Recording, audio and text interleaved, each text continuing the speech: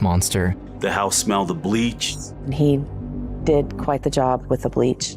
I've watched enough, true crime stories and whatnot, but bleach means something. True to his namesake, the killer never left any traces of his crimes behind, cleaning everything thoroughly, forcing detectives into an endless game of cat and mouse with him. He said, "What do you think of me?" I said, "I think you're a creep. I think you're a jerk. I think you're a monster." For over 6 months, the Denver police struggled to find any tangible evidence against him until he struck again.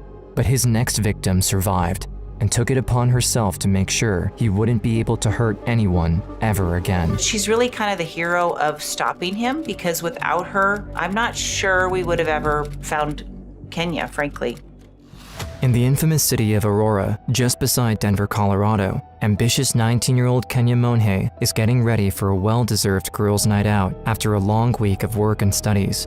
When I was talking to her that day, I just thought it was going to be a regular night for her. She was going to go out and then she was going to tell me about the night the next day. But the next morning, Kim didn't receive any calls from her. Instead, Kenia's boyfriend reached out to her. I answer the call and he's like, "Hey, have you heard from your sister?" "No, why? What's going on?" And he's like, "Well, she didn't come back home last night." He was like, "Yeah, the girls that she was with, they don't know where she's at either." She immediately called her father, Tony Lee, to share the alarming news with him. When I got my call from my daughter Kim and she said that she had not heard anything from her that day, that's when I went into high alert. Tony then hung up on Kim and immediately called Kenia's friends. She had left her purse and phone and her ID and all that stuff in the bar. He was just like, "Okay, let me call the police." She was 19, so that's considered an adult. In the state of Colorado, the law prohibits any actions to be taken or warrants to be filled before the end of a mandatory 72 hours waiting period. So, got off the phone and I was pissed. My dad's like, "That's not good enough. I need to know where my daughter is." Without the authorities' support, Tony Lee took it upon himself to investigate her disappearance. I'm going through her phone and her friends were sending her messages trying to get in contact with her, and she's not responding to it at all. And we see a text message from this guy named Travis. And the message said, "Hey, this is Travis, the guy in the creepy white van, smiley face. Did you get home okay?" For the rest of the day, Tony kept calling everyone. The only person he couldn't reach was Travis. I kept calling him. I kept leaving these messages. I must have called that phone number 20, 25 times over the next 24 hours. It got to the point where I was not calling any of her friends anymore because I felt that this person seemed to have been the last person who had seen her. The next day, 48 hours after her disappearance, the phone finally rang. And on the night of April 2nd at about 8 p.m. is when I got my first call from Travis Forbes. And he told me the story. Oh yeah, I've seen her out there. Asked her if she needed any help because, she seemed like she was really out of it, So I said, well, I better help her. So, she got in my van. Travis then went on to tell Tony what, according to him, happened that night. After he picked her up, she asked him to stop by a gas station. There, she saw a man smoking a cigarette in the distance and left the car to go see him. Travis then explained that he left her there with the stranger. That's what he said, it's the last he saw of her. And I got off the phone and I thought to myself, that is the most fantastic story I've ever heard. Not one word of what he told me made any sense to me.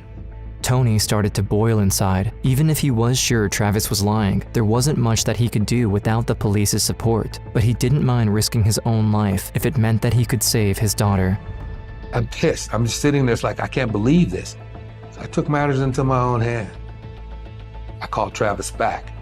And I said, "Travis, I've got some questions I want to ask you.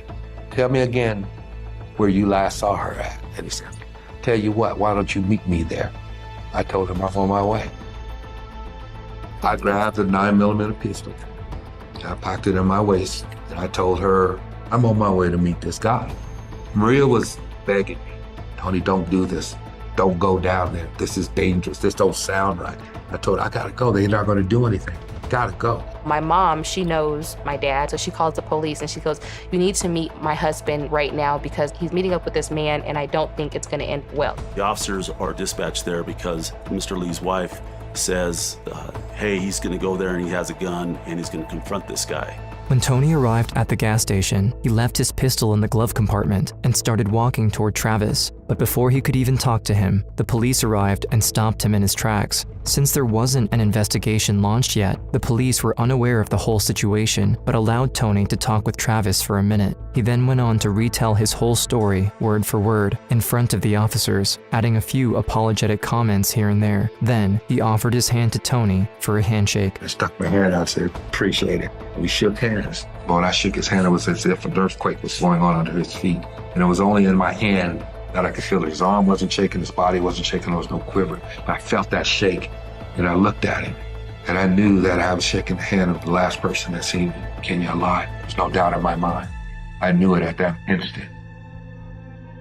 Even if the investigation hadn't been properly launched yet, the police decided to comply with Tony's request to at least check Travis's van. They didn't find any evidence of a crime, nor anything to take note of, except the strong smell, the smell of bleach. To the point where when you spray something like on a ceiling, a roof, and you spray it so much it drips down, that's how much bleach he sprayed on this van. I've watched enough, true crime stories and whatnot, but bleach means something. Adding the bleach to the distressing handshake from earlier, Tony was now convinced that his daughter didn't survive that night. After leaving Travis and the police, he tried to go home, but he couldn't face his family, all of them more hopeful than the next, while he knew the actual fate of his daughter. When I needed to let it go, I'd go to my Walmart, and I would park way out front, and I'd lose it.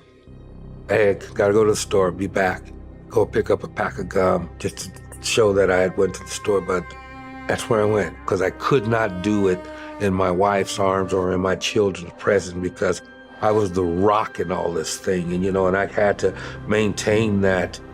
With 24 hours to go before the investigation kickoff, Tony decided not to waste any more time and, again, took matters into his own hands. He went looking for her, regardless of how grim what he could find may be. I went dumpster diving. I was looking at trash cans for her body, up and down the alleys, all over her. He had to keep this a secret, since he couldn't afford to hurt his family even more. I couldn't tell her.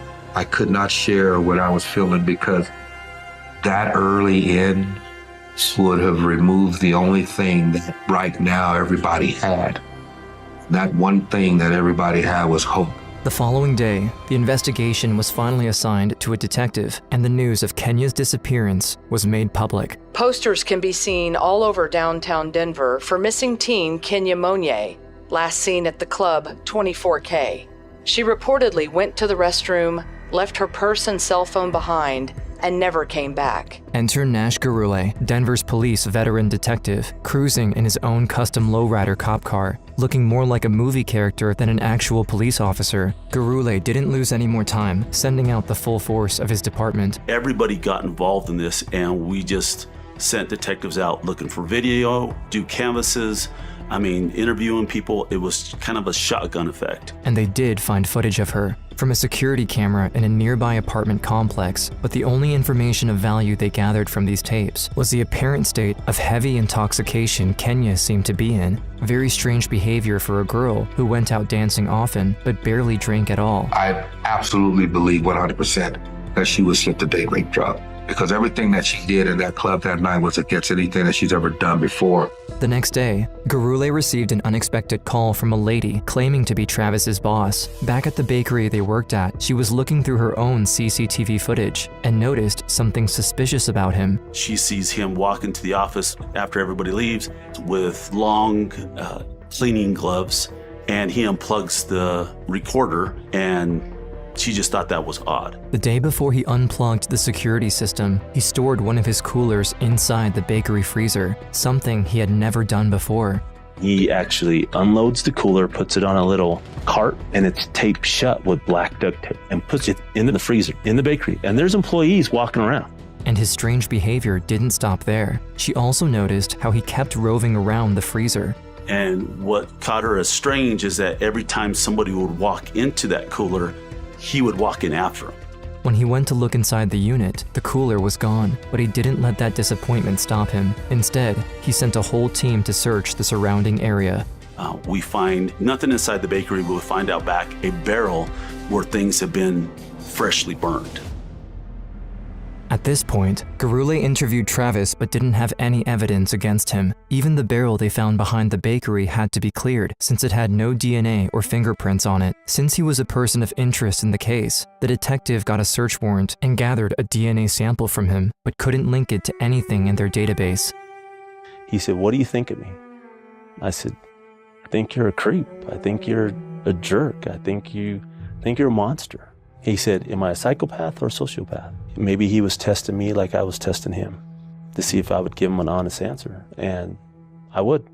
Later that day, after Gurule had to let him go, Travis appeared on TV. Since the details surrounding the investigation were leaked to the media, moral panic engulfed the city of Denver. With their main suspect under the spotlight, the last thing they would expect him to do was to try and go clear his name on live television.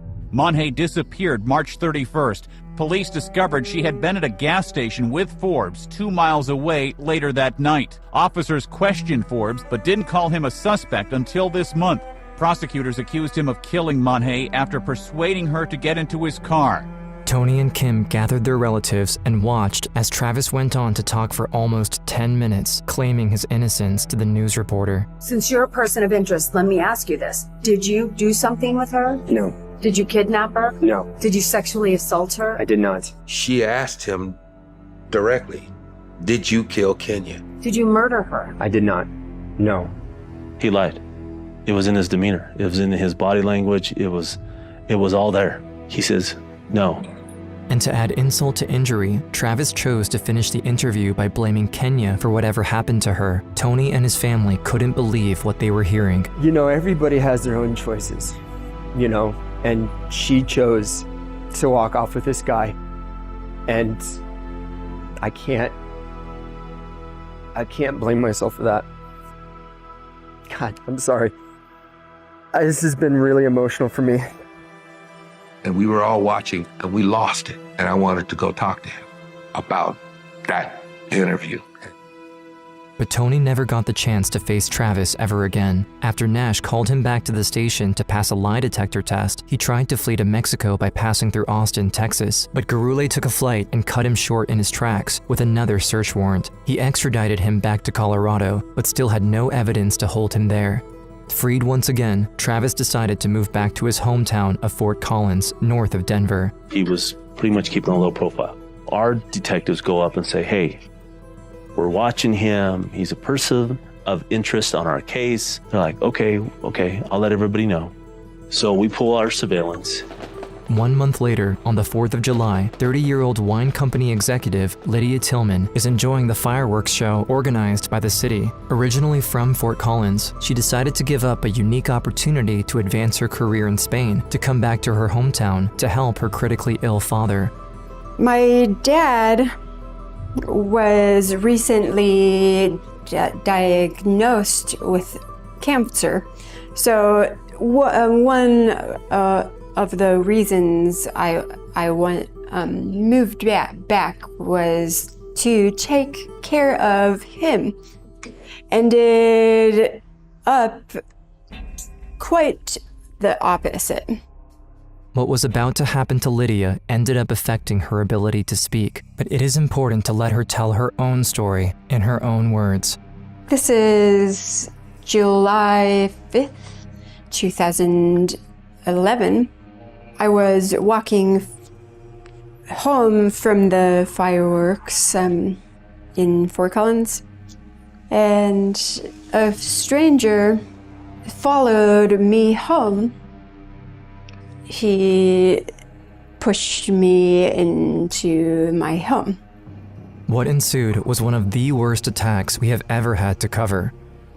What followed was a brutal attack, rape.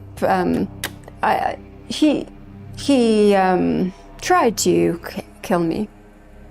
The only reason why he didn't is because of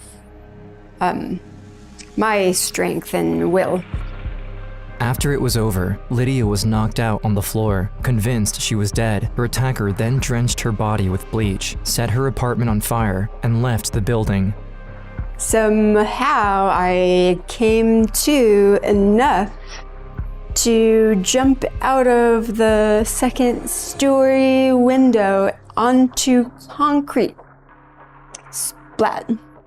It really hurt, but I was saving myself, my life.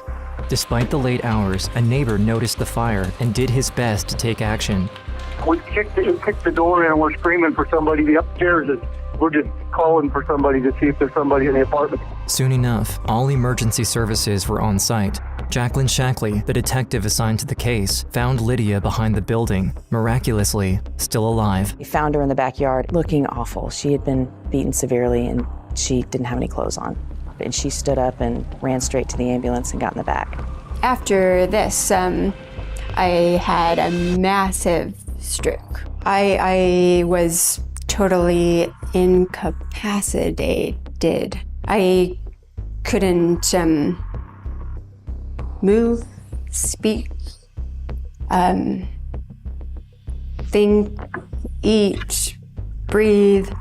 Lydia's sister, Esther Tillman, was the first to arrive at the hospital. She was unrecognizable.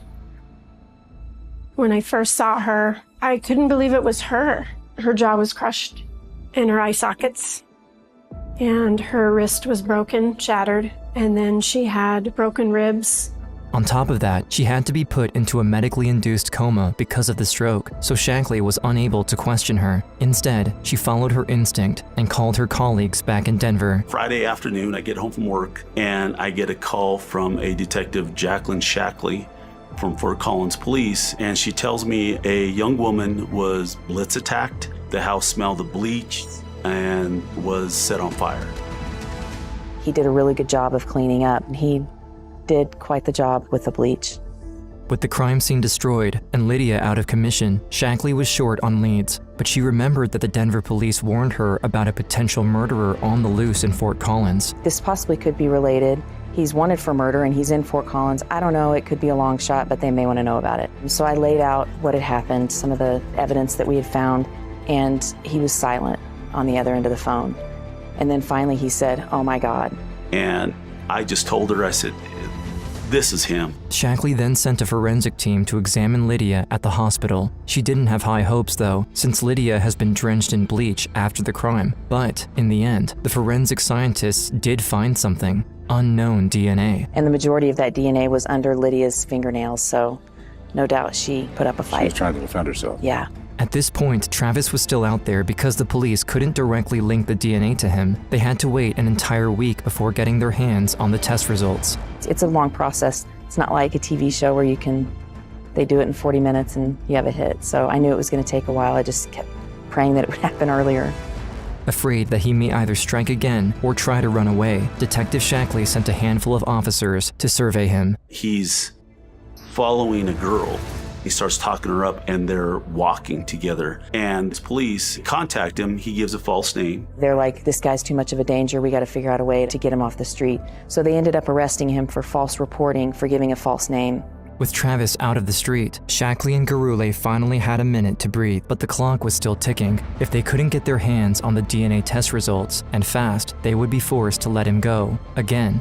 He was given a bond and was about to bond out like 10:30 on Monday night.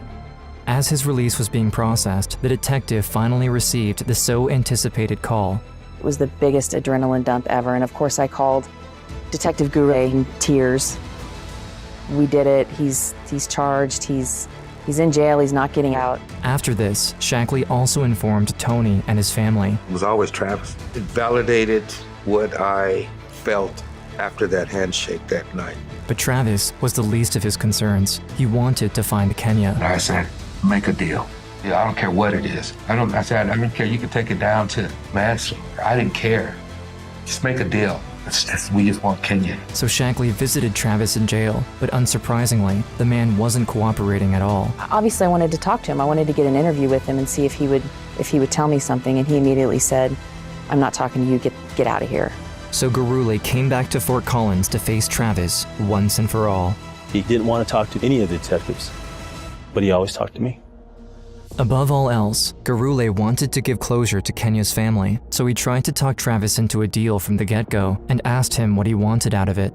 He says, I'll tell you what I did, where her body is, as long as you don't label me a sex offender and you don't give me the death penalty. And I said, you'll tell me everything? He said, yeah. I said, okay. As you can guess, this was completely unexpected. Gurule himself couldn't believe it at first. I left the jail, went out to my car, and thought to myself, did I just hear this right, or am I dreaming? I even played the recording back to myself. The following day, Travis sealed the deal with the district attorney and agreed to deliver Kenia's body to Gurule. We drive out to the site next to a little grove of trees. He says, she's over there.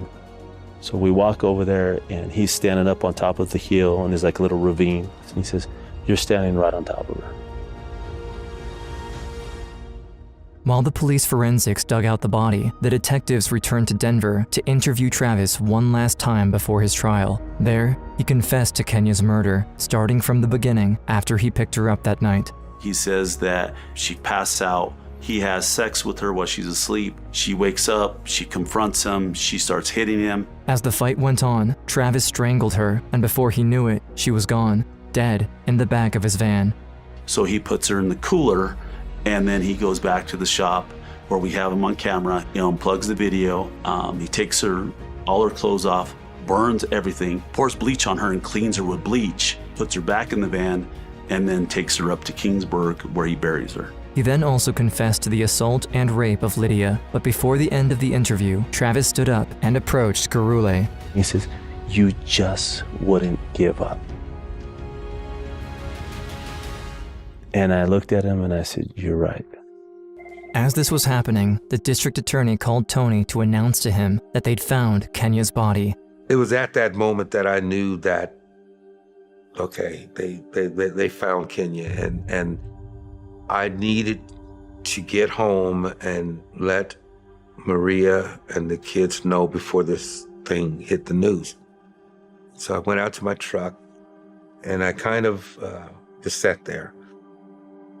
I had to control myself before I could go and take away their hope.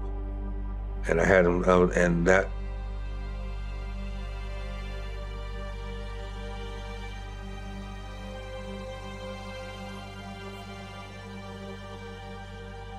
And that was the toughest thing I've ever done.